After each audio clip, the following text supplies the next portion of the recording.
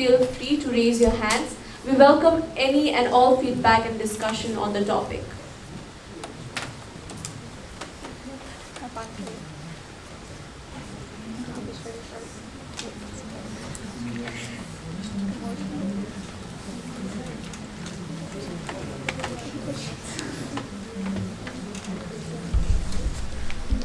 May I place a query? Yes. I'm sorry to say that I haven't read it. I haven't this book, but I have a query. Books like this, in philosophy, the problem I see is when you read Eastern philosophy like these, I find that they stand on faith. You have to willingly accept what they're saying, and it's almost impossible to raise questions on what is given inside the book. So for example, when a teacher gave this book to you, he might have expected para, vishwas gara, and ara klasma pura, right? But when you look at philosophy from Western perspective, the fundamental thing is doubt. Western philosophy says, एक किताब हातमा समातेर पढ्यो भने पहिलो काम गर, doubt गर. अब इस्टर्न फिलोसफी सेज यस्तो किताब समाएपछि डाउट गर्न मिल्दैन, फेथ गर. My question is how do you balance this doubt end faith? कसरी गर्न सक्छ? अब इस्टर्न फिलोसफीले त यो लिएपछि डाउट गर्न पाइँदैन, यो त ऋषिको कुरा हो, विश्वास गर्नुपर्छ भन्छ होइन. वेस्टर्नले के भन्छ? No, begin with doubt. र डाउटले के हुन्छ? क्रस क्वेसन हुन्छ, भेरिफिकेसन हुन्छ, बल्ल साइन्स हुन्छ. मेरो क्वेसन के भन्दाखेरि यस्तो टाइपको बुकहरू साइन्स हुन सक्दैन, यस अर्थमा यो फिलोसफी हुन सक्दैन. मैले वेस्टबाट भने के अब हामी दुवै वर्ल्ड फिलोसफी पढ्दैछौँ भने how do you tackle this problem? I'm sorry if the question is a bit difficult, I don't know, but I have this question. Keep to my mind as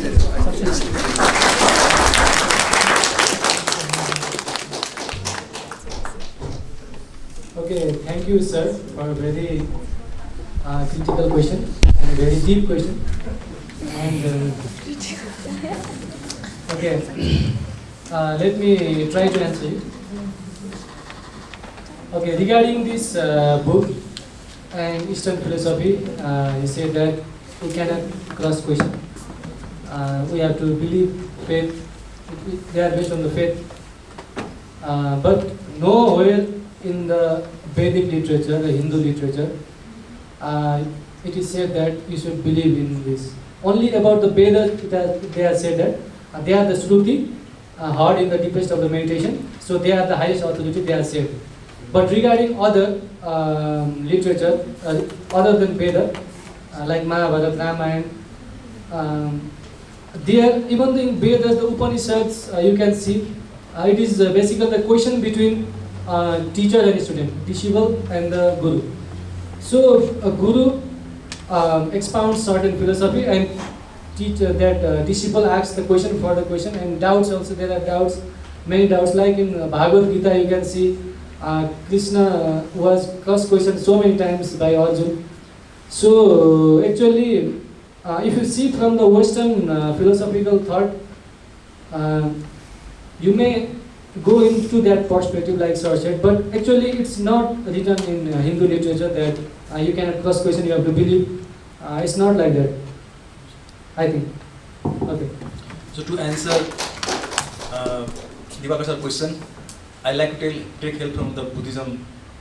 In Buddhism, Bhagavan Buddha has told everywhere, do not believe on my words, do not believe because seniors said so. You have to experience that thing, you have to taste that thing, then only you need to believe. So we need faith to start from somewhere, but there is no space for blind faith in Buddhism, neither in Hinduism also, because if you see the Upanishads, they are only assertions of this is what they have experienced in their higher state. So they are mere assertions. There is no call to believe that thing. So I think this answers Sir's question. So regarding today's program, I would like to thank all the reviewers at first. Then I like to also thank everyone for their enthusiasm for that they have shown here. And regarding the book review, I like to say that if we read enough books in our life, we can live thousands of life just in one life. A person who has not read any book will live only one life, while a person who reads many books will live thousand lives. Like sir just now said that he experienced Badrinath and the Mana cave through books also. He also have lived there, he has gone there. I have not gone there, but I can imagine the experience explained by Sriyam in this book. So this shows that you can live thousands of life in this very life if we read books. So it is important to read books. To answer the questions of reviewers, the first question from Dipasuri was that Sriyam never repented or he has no problem in the life. So first thing is that as a Rishi, he was Madhukar Nath in last life. Right? So the moment his guru asked him that you have done a mistake and your lives of tapasya is vanished by a second of anger, so this very moment he was asked to leave his body. So what can be the more severe punishment than this? He ignored one person because he was Muslim, he was not in proper clothes, he was not in proper state. So Sriyam had some kind of hatred towards the person, and Sriyam was asked by Bhanata Babaji to leave your body now. So he has already got the punishment. Yet again, when he was born in Muslim family, he faced so many problems when he went to Hindu ashrams. As Bibhusa mentioned that he had to hide his identity. Sometimes he told his name as Siva Prasad or something like that. So this also shows that he had faced some kind of trouble. Regarding another question, Deveswari has raised that being from the Muslim family, he has not praised Muslim. I deny that thing, because if you have seen the first part of the book, he has explained about the tomb he has visited, many dargah. He has mentioned the dargah of Ajmer Sharif and also other dargahs he has mentioned there. At the same time, his father was also not so religious. If you read the book, he has mentioned that his father used to celebrate his religion only on few festivals only. And he was very much inclined towards the Eastern philosophy, and his drawers was full of the books from Yoga Shastra.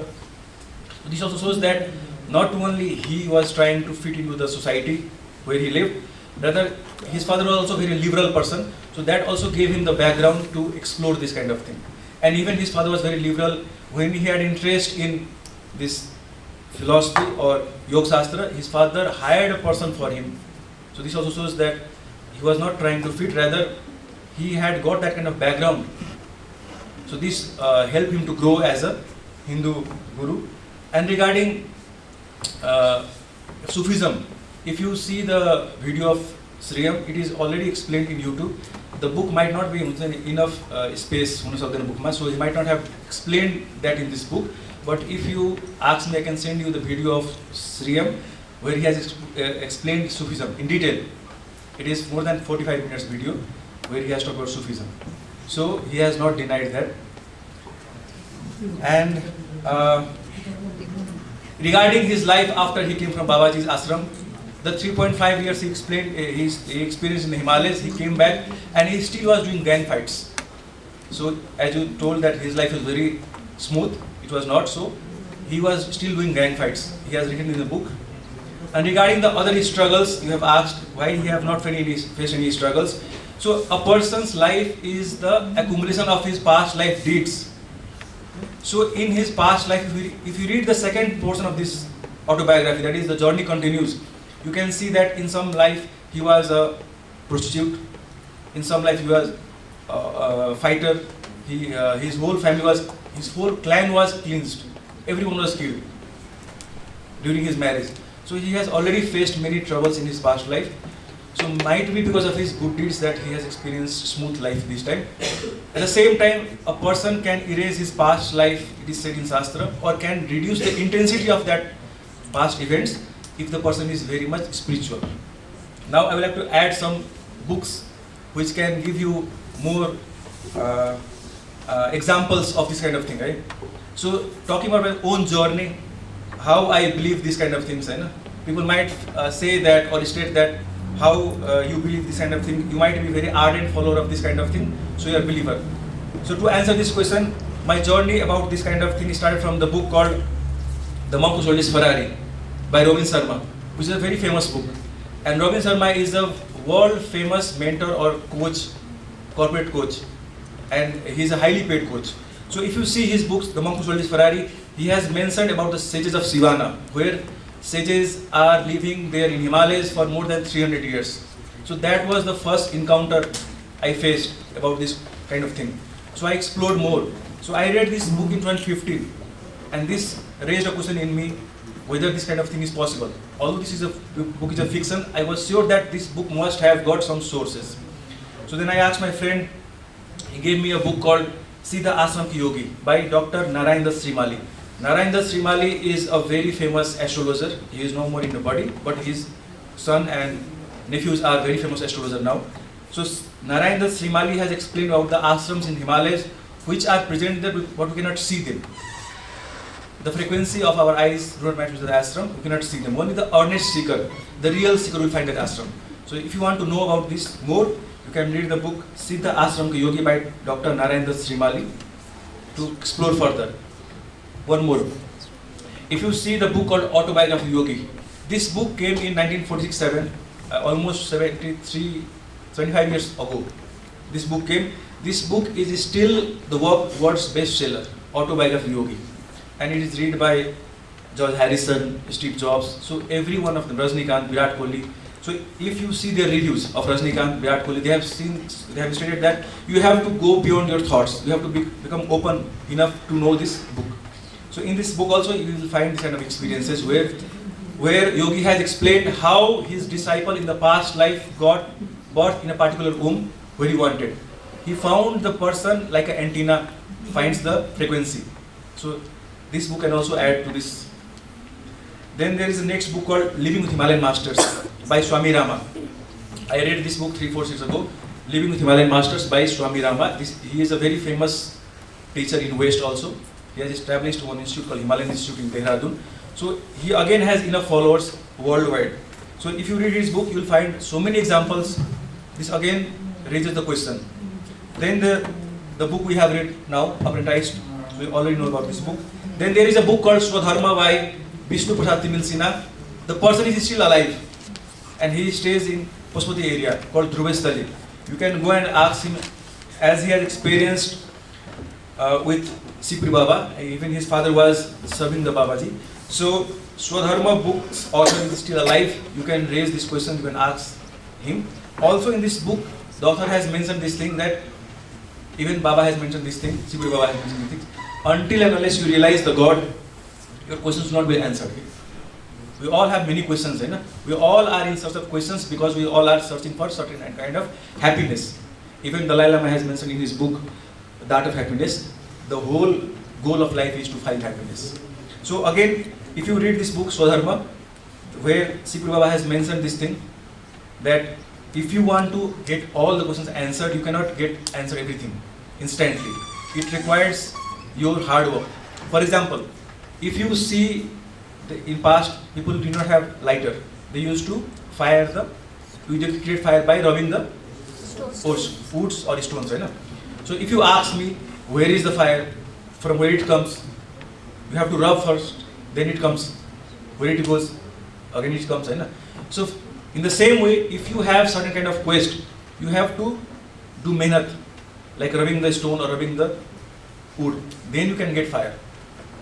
You can question where is the fire now, but if you start rubbing these 2 days, you can get fire. So it requires enough mehnat and enough rigorous hard work to get this kind of answer. It cannot be revealed instantly. One more thing, if you see the Western authors, I will add one book, Many Lives, Many Masters, even Renisa has read this book, Many Lives, Many Masters by Dr. Bryan. He is the doctor in Columbia University. Columbia is the world-known university, and he also had doubt about his patient Catherine explaining the past lives. Then he took the help of scientific research. He searched the libraries and he found that there are ample of studies done on the rebirth of a child. So even scientific study have been done on rebirth, reincarnation. So Dr. Bryan was also skeptical about this thing. Being born in, I think, Jewish family, he was not open to this kind of idea. But he got life experience through his patient, and he found enough studies done in the libraries by Western authors, by Western scientists. So this again shows that there are certain studies which proves that this kind of thing can be experienced. Again, if you see the life of a great personality like Adi Shankaracharya, who left his body at the age of 32. But see the level of work he has done. He has written commentary on Gita, on Upanishads, and he has established many mutts. So how can a person who just lived for 32 years can do this kind of thing? We already reached that state, would have not done anything. So this again shows that there can be certain beings who are extraordinary. Again, the life of Swami Vivekananda. He left his body at the age of 39 only, and see his ashram, Ramakrishna Mission. Even Mitra sir explained in the books. See the volume of books written by Vivekananda. In that era, when there was no internet, no resources, how can a person write so many books? And he gave a speech on 9/11 in America, Chicago, and everyone was convinced. How can a person, Indian saint, can convince a Westerner? So these kind of personalities are there which can inspire you, which can give you hope that even you can become that kind of thing. And Sriya mentions in many videos that you are also the spark of divine, but we have so many doubts on ourselves that we cannot explore. Even Bhagavan Buddha has told that enlightenment is not the monopoly of few persons. It can be the gem for everyone, but we are not exploring that thing. So this again shows that we need to do mehnat, then only we can get revealed. Like fire reveals only when we rub the wood. It cannot be revealed. So these are the answers. Regarding the things that you ask for proofs, if you do the experiment, keep one hot water, one cold water, and if you dip your hand in the hot water first and then dip the same hand in the cold water, you will find the cold water more colder. So this shows that your sense organs are not perfect. They are not competent enough to give the experience. So you cannot rely on the sense organ itself. This simple experience shows that your sense organ can mislead you. Another example,